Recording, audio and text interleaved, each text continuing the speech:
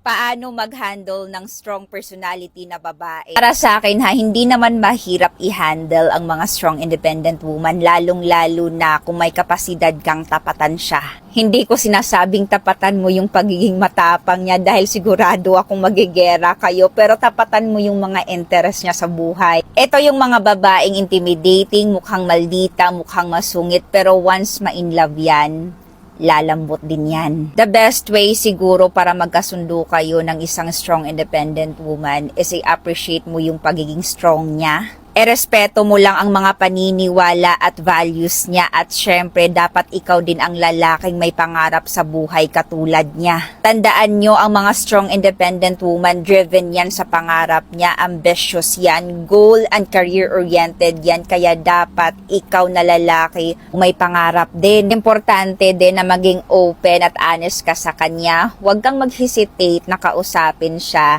dahil ang mga ganitong babae open-minded naman yan at matured na mag-isip. Maganda din na nag-share ka ng thoughts and plans mo in the future with her. At kahit may strong personality yan, huwag kang mag-assume na hindi ka niya kailangan or hindi niya kailangan ng tulong mo. Huwag kang ma-hesitate na mag-offer ng help sa kanya dahil maa-appreciate niya yan. At huwag na huwag mong itry baguhin ang sarili niya dahil dyan kayo magkakaproblema. Iwasan mo din ang pagiging possessive, yung tipong kinokontrol mo na siya. Hate na hate yan ng mga ganitong babae. At gustong-gusto din ng mga ganitong babae ang lalaking may initiative, self-sufficient, may willingness na mag-take ng lead at hindi takot gumawa ng desisyon. Short, yung lalaking pwedeng-pwede siya makarely. And of course, sa lahat ng gagawin niya, ikaw dapat ang magiging support system niya.